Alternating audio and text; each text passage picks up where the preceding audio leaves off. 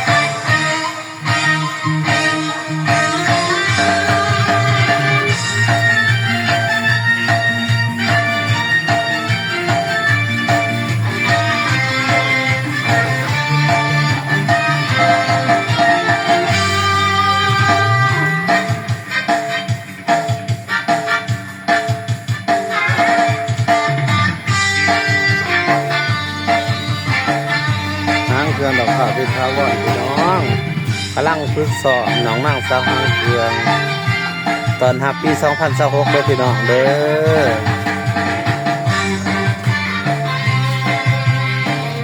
15 คนพี่น้อง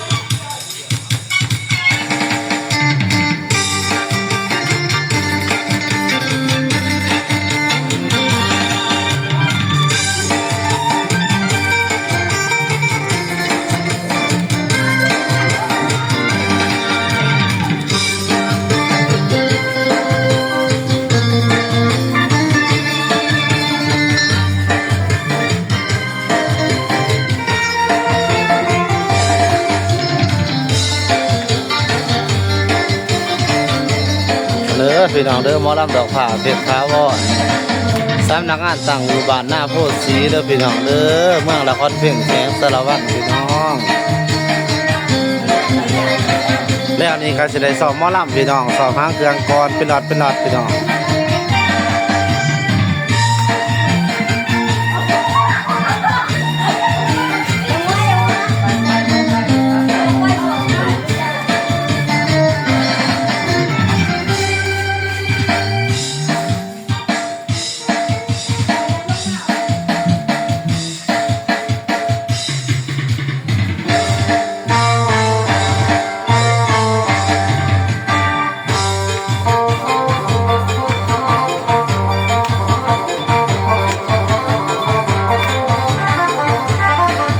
ยาวอีลายาวน้องนั่งสาวหางเครื่อง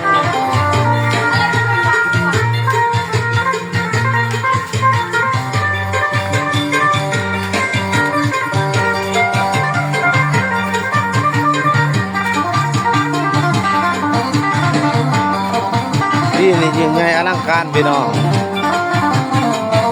จะพาจากการรับรองว่าบ่ผิดหวังแท้แน่นอนพี่น้องหมอลำดอกผ่าเพชรท้าวอนสำนักงานตั้งอยู่บ้านหน้าโพธิ์ศรีเด้อพี่น้องเด้อเมืองละครเพ่งแข็งสารวัตรพี่น้อง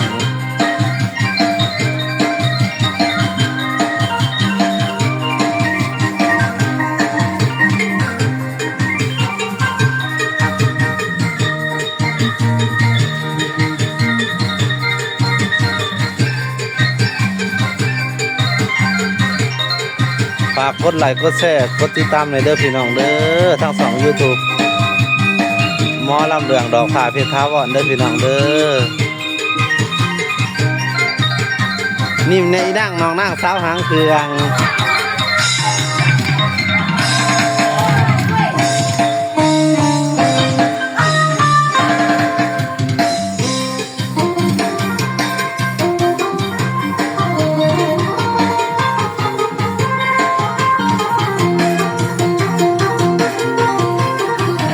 แต่ก็ขา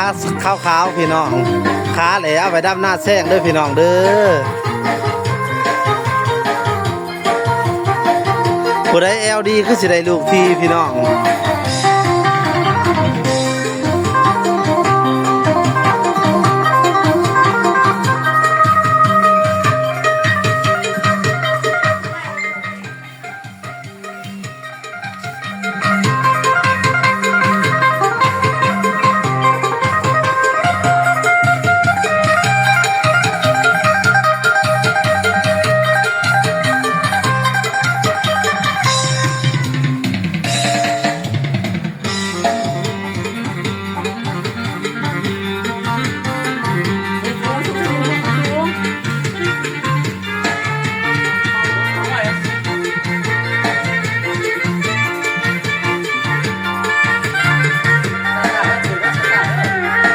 ขอแอลหน่อยเด้อขอแอลหน่อยเด้อ